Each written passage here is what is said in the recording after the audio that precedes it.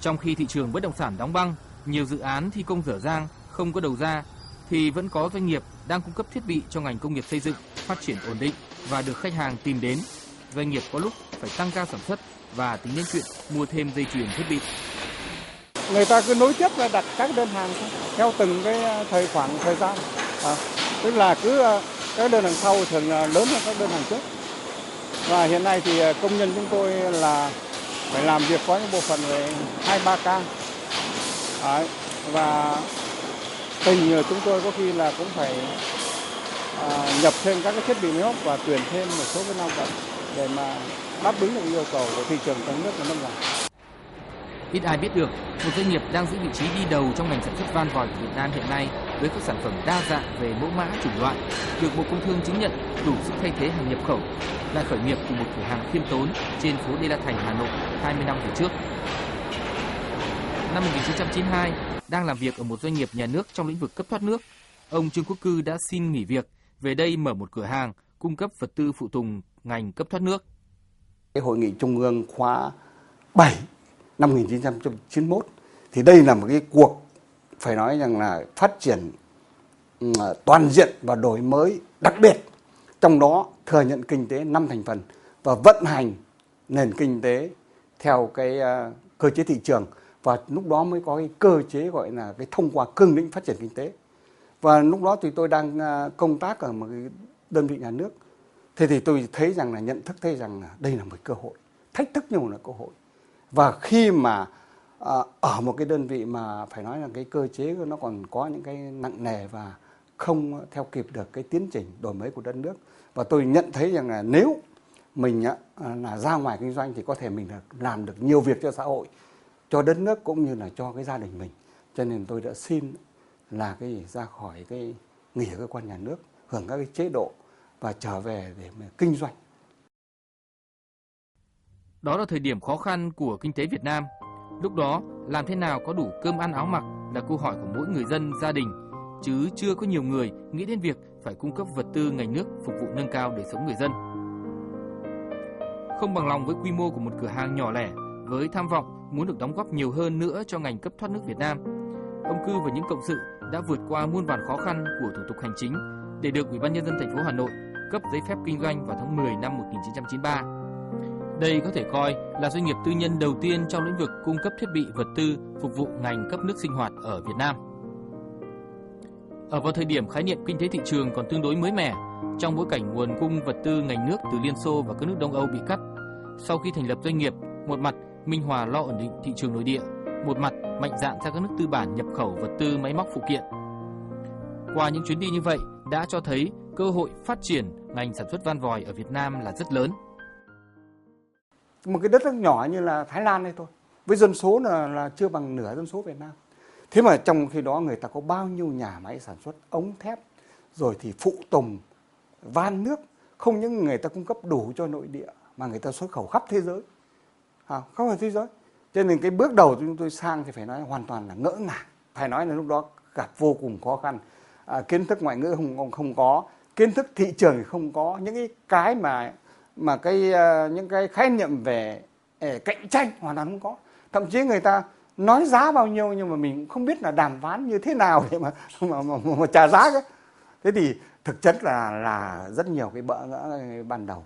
Nhưng mà từ đó thì cũng đã có những ý tưởng là tại sao đất nước người ta phát triển mạnh như thế mà cái chiến lược về phát triển về cái vật tư ngành nước của mình thì cũng không có. Rồi thì hàng hóa mình thì rất là nghèo nàn, hóa ăn không có. Thế thì ban đầu thì chúng tôi đàm phán rồi đưa hàng hóa vào.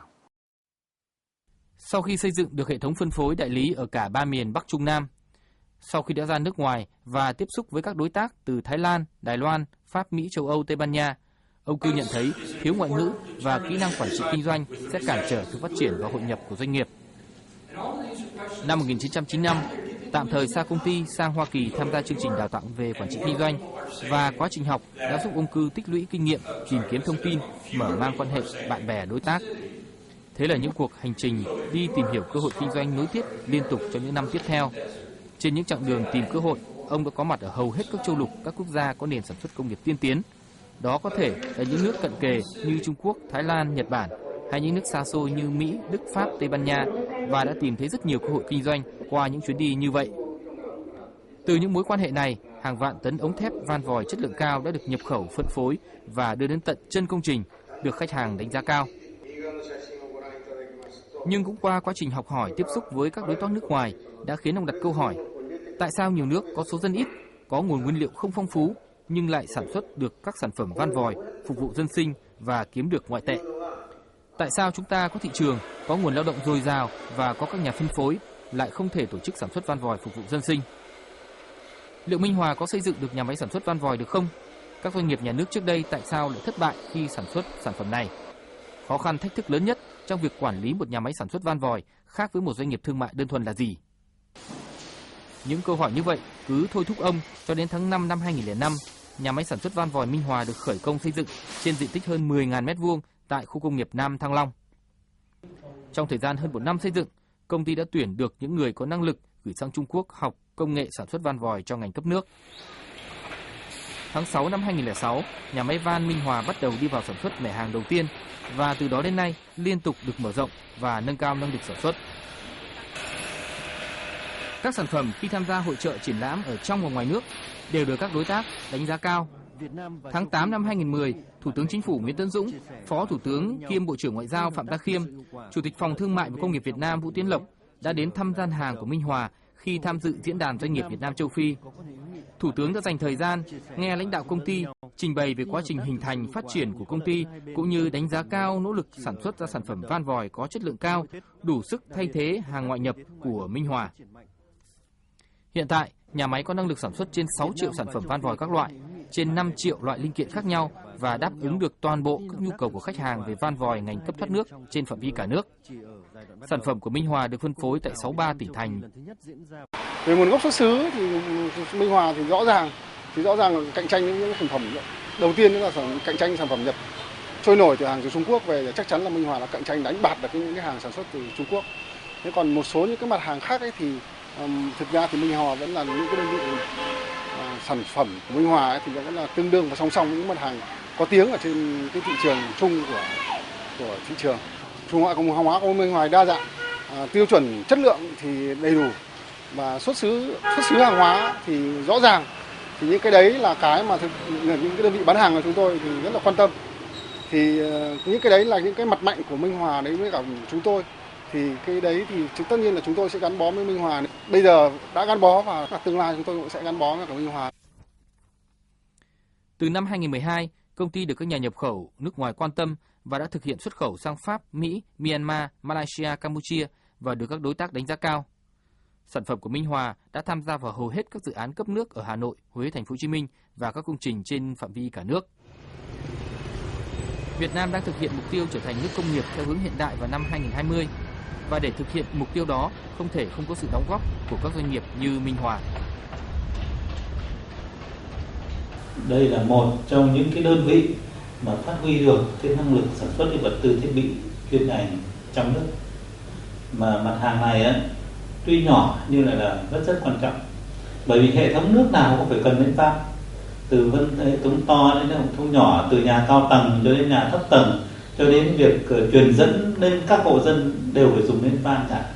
Mà trong thời gian vừa qua thì cái van này chủ yếu là chúng ta là tràn ngập từ Trung Quốc. Thế van Trung Quốc thì trông thì bóng bẩy, giá thì rẻ nhưng chất lượng thấp. Thì van Minh Hòa đã đầu tư sản xuất được cái van chất lượng tốt, đáp ứng yêu cầu và từng bước thâm nhập cái thị trường. Và cho đến nay thì Minh Hòa đã có đến 500 đại lý cửa hàng ở trên toàn quốc và gần như tất cả các công ty cấp nước của Việt Nam đã sử dụng cái van của Minh Hòa. Thì đây là một cái đóng góp không nhỏ đối với ngành cấp thoát nước của Việt Nam. Gần 1/4 thế kỷ đã trôi qua, có được thành quả như ngày hôm nay, Minh Hòa không thể nào quên sự đóng góp của các chuyên gia nước ngoài đã có mặt từ ngày nhà máy vừa hoàn thành việc xây dựng để cùng đào tạo công nhân, hướng dẫn lắp đặt máy móc, nhà xưởng, chuyển giao công nghệ, kiểm tra sản phẩm để bảo đảm sản phẩm đạt tiêu chuẩn đúng như thiết kế khi xuất xưởng, đáp ứng mong đợi của khách hàng. Hiện tại, công ty tiếp tục có những lớp đào tạo, tái đào tạo công nhân để đảm bảo mọi sản phẩm do Minh Hòa sản xuất đều đạt chất lượng tốt nhất. Có được kết quả như hôm nay, bên cạnh sự đóng góp của công nhân, của các chuyên gia trong và ngoài nước, Minh Hòa còn cần sự cộng tác của các nhà cung cấp nguyên vật liệu trong thời gian qua. Vì hoạt động của Minh Hòa đang tạo ra việc làm cho hơn 30 đơn vị vệ tinh cung cấp vật tư trang thiết bị và bước đầu xây dựng được chuỗi sản xuất, trong đó các doanh nghiệp hỗ trợ cho nhau tạo ra sản phẩm cuối cùng. Phải nói là chọn được cái đối tác, chọn được khách hàng như Minh Hòa chúng tôi phải nói là rất khó. Bởi vì khi mà qua tham khảo rồi qua khi mà liên kết để mà cùng hợp tác với nhau ấy, thì chúng tôi biết là Minh Hòa vẫn phát triển đi lên, chứ không như trong cái lúc kinh tế như này mà Minh Hòa vẫn phát triển, vẫn giữ được như thế. Tôi nghĩ rằng là khó có thể đơn vị kiếm, các đơn vị như bây giờ rất khó khăn. Còn về cái chuyện hợp tác làm ăn giữa tôi Minh Hòa thì về tất cả mọi cái giao dịch, về cái phương thức rồi tất cả mọi cái làm ăn với nhau rất sòng phẳng, mà có lẽ Minh Hòa là đầu bảng. Thanh toán thì không bao giờ chậm trễ. Thì tôi nghĩ rằng là Minh Hòa là một đơn vị phát triển rất tốt. Đi đến đâu các anh cũng sẽ để ý, sẽ nhìn thấy toàn sản phẩm của Minh Hòa, về các cái van, vòi, cút của Minh Hòa là rất nhiều. Có lẽ là ai cũng như Minh Hòa thì có lẽ là cái sản phẩm của người Việt thì khỏi phải vận động, người ta sẽ tin dùng, chắc chắn là như thế. Thì van Minh Hòa trong quá trình sử dụng người ta thấy cái chất lượng nó đảm bảo ổn định, quan trọng nhất chất lượng ổn định. Cho nên là cái van Thái Lan thì cũng không phải là rẻ hơn gì. Thì người ta thấy là ở đây như vậy là cái sản phẩm trong nội địa sản xuất tốt như thế này, để được bảo hành, có gì đổi được luôn. Thì cái việc đó nó làm cho cái van Minh Hòa nó càng ngày càng tốt lên. Cái mà hàng cấp thoát nước không chạy theo mốt, cho nên người ta muốn rằng là chất lượng đảm bảo rồi là một yêu cầu số 1. Cái thứ hai là bền, không phải trong nhà mình thỉnh thoảng đi vẽ thay cái van. Cho nên là cái việc mà Minh Hòa đảm bảo được cái chất lượng tốt và đảm bảo cái độ bền của sản phẩm là hai yếu tố nó quyết định cho cái bền vững của Minh Hòa trong phát triển sản xuất.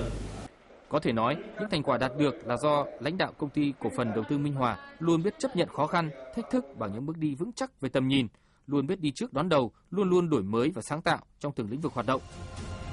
Với đội ngũ hơn 500 cán bộ công nhân viên vẫn hàng ngày miệt mài làm việc, đoàn kết một lòng chia sẻ những khó khăn để tạo ra những sản phẩm mang thương hiệu Minh Hòa.